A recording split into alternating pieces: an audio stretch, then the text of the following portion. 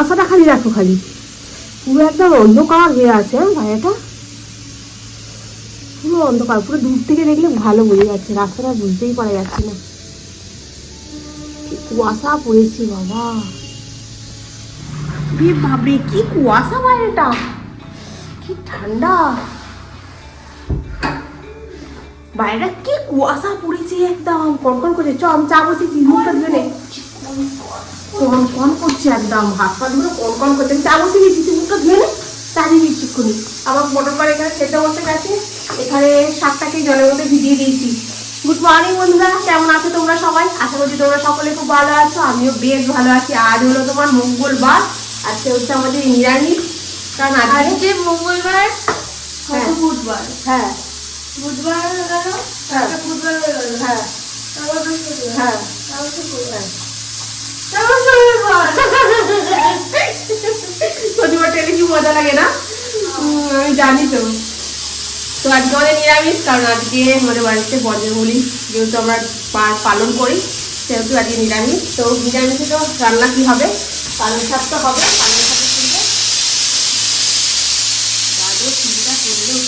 কথাই বলা যাবে না। তার সঙ্গে ভাবছি একটু আলু পোস্ত করে দেবো। আলু পোস্ত, একটু পালং শাকের তরকারি, ঝুড়ো পোস্ত টমেটো দিয়ে, ভালো লাগে খেতে। তো ঝুড়ো পোস্ত আর পালং শাকের তরকারি করেছি, আর তার সাথে এখন একটু চা বসিয়েছি। তো একটু চাটা খাই, হাতটা কি কনকন করছে গো, বাইরেটা কুয়াশা, ঠান্ডাটা যেন একটু ঘুরেই পড়লো। কালকে ভালো রাত্রিরে ঘুমায় জানো তো, হাতটা এত ঝিনঝিন করছে, রাত্রিরে ঘুমোতেই পারছি না। হাতটা কোথায় রাখবো বুঝতে পারছি না, পাশে রাখবো না সাইডে রাখবো, আর এত ঘি করে কাঁপছি, মানে কি বলবো। আর আমাদের জানলার সাইড থেকে একটুখানি ঠান্ডা হাওয়া ঢুকছে, তো আরও বেশি যেন কাঁপুনি দিয়ে দিচ্ছে। তো চলো বন্ধুরা, আমরা এখন একটু চা করি, তোর মুখটা ধুচ্ছি, একটুখানি চা করে আগে খাই, তারপরে গিয়ে চা করে নিয়েছি, মানে আর একটু বাকি আছে, ভাতটা বসিয়ে দেবো তার সাথে সাথে। বাইরের ওয়েদারটা দেখে তো প্রথমে আমি ভয় পেয়ে গেছি, জানো তো, ভাবছি আজকে মনে হয় অনেক তাপমাত্রা নেমে যাবে। সত্যি তাই, জানো আজকে 10-এর নিচে তাপমাত্রা নেমে গেছে, যেন ওই শুনে না আরো বেশি ঠান্ডা লাগছে। সকাল সকাল চা হয়ে গেল, চাটা খাই, খেয়ে এসে তোমার রান্নাটা বসাবো, কড়াইটা সেদ্ধ হয়ে গেছে, লাইটটা চলছে, চলুক আগে খেয়ে আসি। আর এই দেখো এখানে শাকের তরকারি করছি, শাকটাকে কি খুঁজে পাওয়া যাচ্ছে? আর এখানে কোথায় শাক, একটা একটা মানে দেখতে পাওয়া যাচ্ছে, খালি ফুলকপি আর একটুখানি মটর কড়াই দিয়েছি, মটরশুঁটি দিয়েছি, বেগুন দিয়েছি, আর না বাঁধাকপি দেখতে পাওয়া যাচ্ছে, না শাক দেখতে পাওয়া যাচ্ছে, খালি ফুলকপিতেই গিজগিজ করছে। কিন্তু হ্যাঁ, শাকটা তবে খেতে কিন্তু খুব ভালো হয়েছিল, জানো তো। একটু ঘি গরম মশলা দিয়ে দিয়েছিলাম, একটু আদা বাটা জিরে বাটা দিয়েছি, তো দারুণ হয়েছে। আর আজকে না টমেটো দিয়ে ঝুড়ো পোস্ত করছি, জানো। আলু পোস্ত থেকে দেখবে ঝুড়ো পোস্ত, পেঁয়াজ পোস্ত দেখবে দারুণ খেতে লাগে, জানো তো। এর মধ্যে যদি একটু পেঁয়াজ দেওয়া যেত না, আজকে যেন পোস্তটা আরও জমে যেত। তবে টমেটো দিয়ে একটুখানি নুন, একটু লঙ্কা, একটু হলুদ দিয়ে বেশ সুন্দরভাবে আজকে ঝুড়ো পোস্তটা করেছি। এটা কি বলতো, গরম ভাতের সঙ্গে একদম দুর্দান্ত লাগে খেতে। এই হচ্ছে তোমার শুধু টমেটো দিয়ে ঝুড়ো পোস্ত, আর এই হচ্ছে তোমার পালং শাকের তরকারি বলবো নাকি ফুলকপির তরকারি বলবো, নিজেও বুঝতে পারছি না। যাই হোক এই তরকারি হয়েছে, আর এখানে হচ্ছে তোমার ঝরঝরে করে ভাত। ঘড়ির কাঁটা 8টা 10 বাজে। শতাব্দী বলছিলে তরকাটা দারুণ হয়েছে। হ্যাঁ গো, তরকাটা দারুণ হয়েছিল, মানে রুটি দিয়ে যা সুন্দর লাগছিল কি বলবো তোমাকে। আর পিয়ালি শতাব্দী দুজনেই বলছে প্রচণ্ড ঠান্ডা পড়েছে। হ্যাঁ গো, ঠান্ডায় একদম মানে কি বলবো, সবারই একই কথা, প্রচণ্ড ঠান্ডা পড়েছে। মানে বিগত কয়েক বছর পর এত এরম ঠান্ডাটা পড়লো। ফেসবুকে সাবধানে যাবি।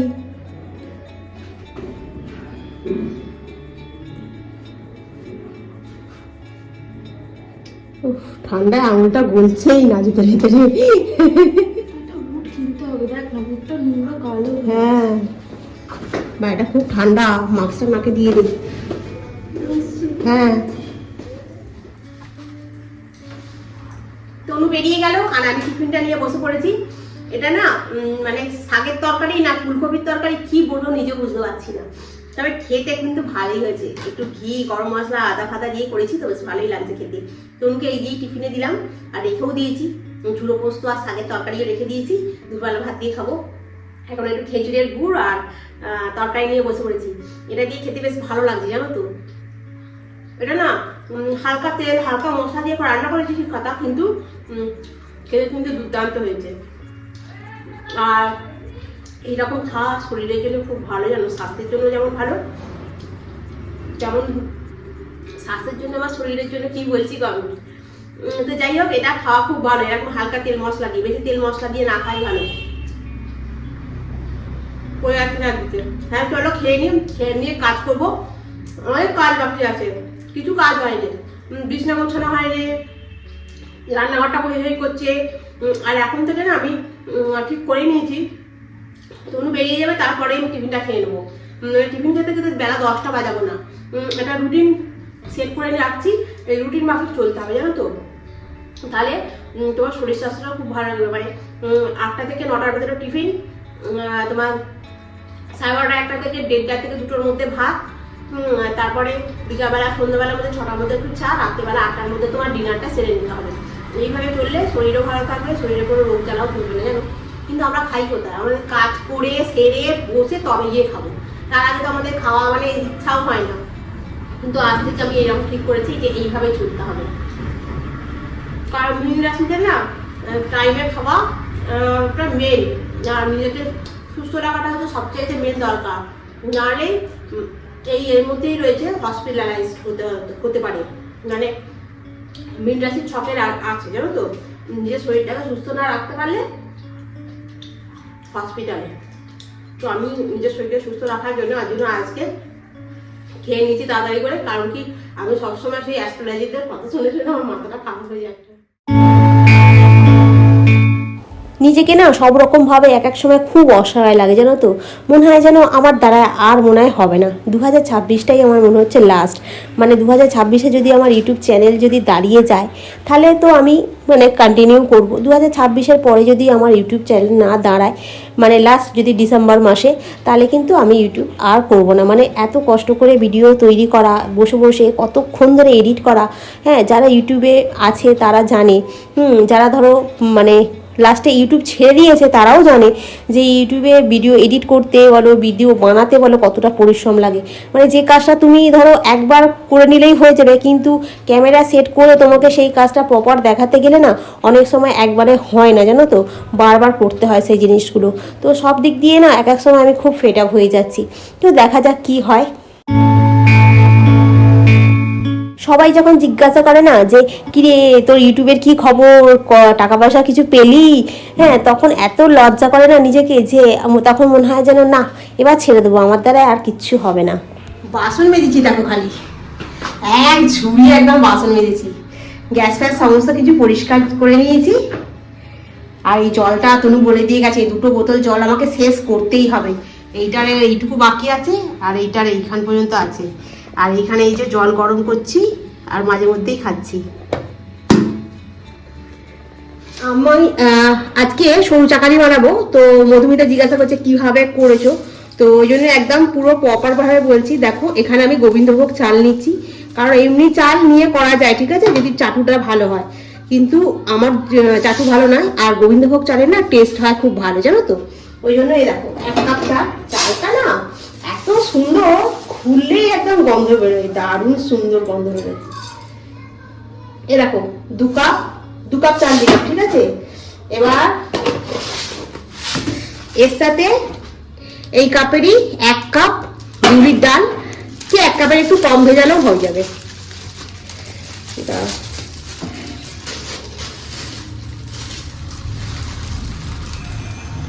ঢেলে নিই।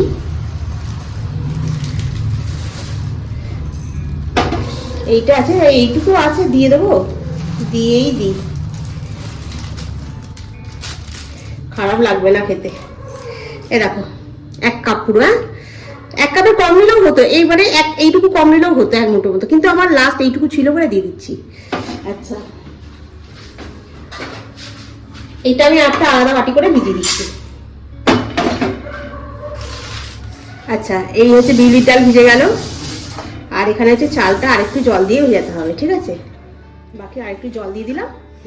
চালটা ভিজুক, সন্ধ্যাবেলা এটা গিয়ে হবে ঠিক আছে, ততক্ষণে চালটা খুব ভালো ভিজে যাবে। আর আতপ চাল ভিজতে বেশিক্ষণ সময়ও লাগে না, আর বিউলির ডালও ভিজতে বেশিক্ষণ সময় লাগে না। বিউলির ডালটা কিন্তু একটু ভিজে গেলে এটা ধুয়ে ফেলে দিয়ে জলটাকে তারপরে কিন্তু বাড়বো ঠিক আছে।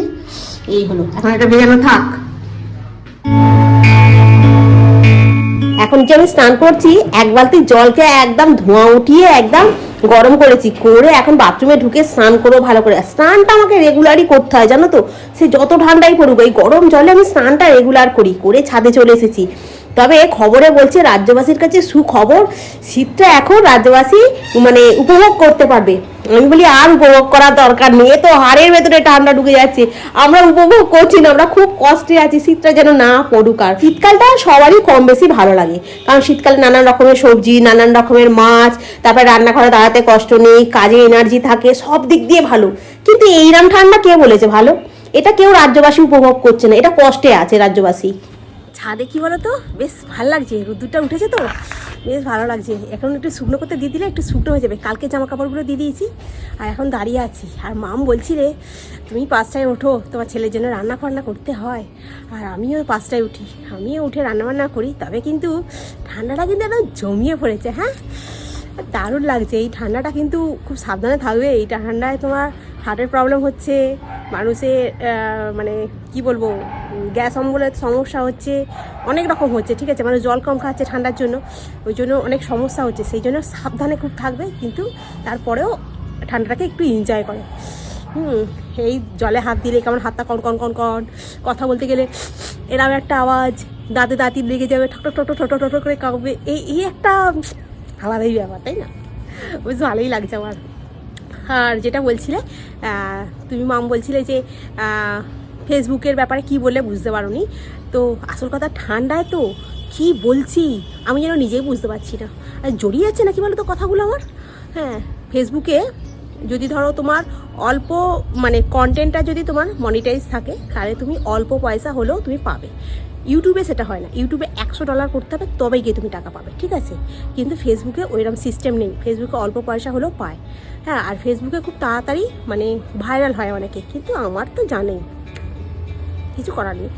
যাই হোক, এইটাই বলেছি, আর অন্য কিছু নয়। তো ওই দেখো দূরে চিলটা উঠছে, এবারে আমাকেও দেখতে পেয়ে গেছে, এবার এক্ষুনি চলে আসবে, জানো তো। চলো আমি পালাই।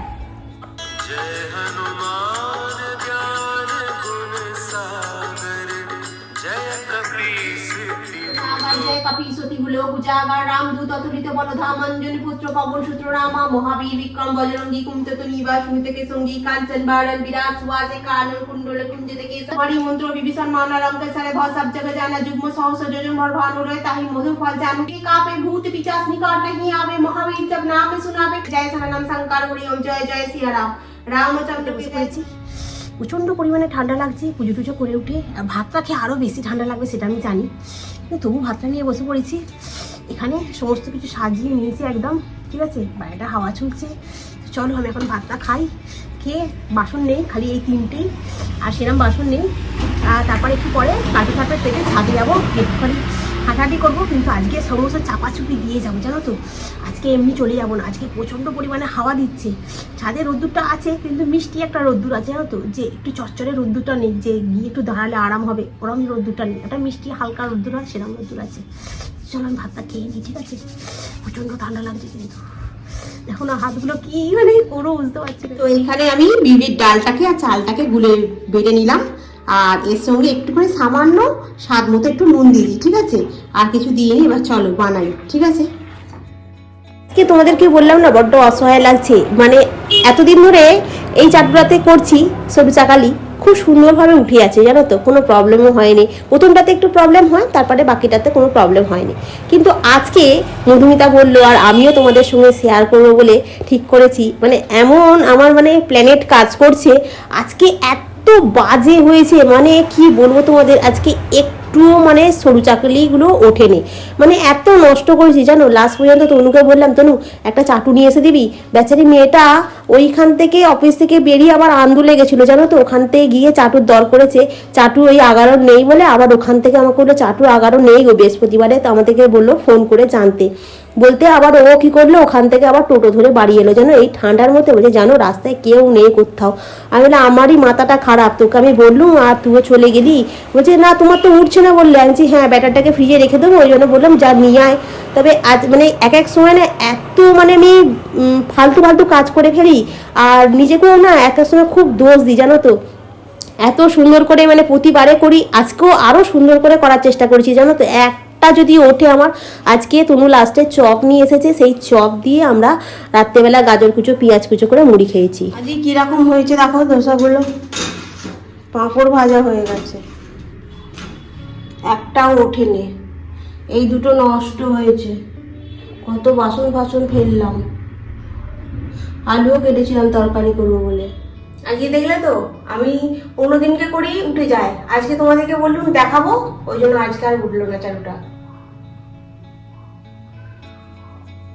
কি করবো এখন? তনুকে বলুন চপ নিয়ে আসবি, বললো হ্যাঁ চপ নিয়ে যাচ্ছি, বলুন চপ নিয়ে এসেছে, এখন মুড়ি খাবো।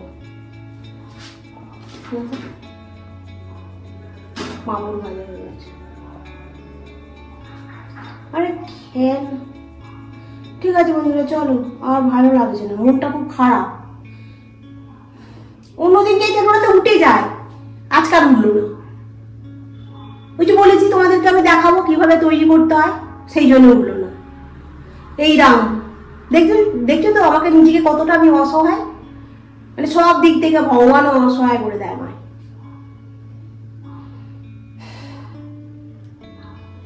কি করবো এখন? ওটাকে আমি ফ্রিজে পুরে রেখে দিই। তোর বললো অনলাইনে অর্ডার করে দাও চাটু, আমি টাকা দিয়ে দিচ্ছি, তুমি কিনে নেবে কোন একটা। ওটা ফ্রিজে পুরে রেখে দিই, না চাটু অর্ডার হলে চাটু আসবে যখন তখন হবে ওটা, শুধু শুধু ভিজালাম, ওটা ভালো থাকবে তো, এটা শীতকাল তো ভালোই থাকবে। তো চলো বন্ধুরা, আজকের ব্লগটা এখানে শেষ করলাম। খুব ভালো থেকো, সুস্থ থেকো, সাবধানে থেকো, গুড নাইট। কি করবো?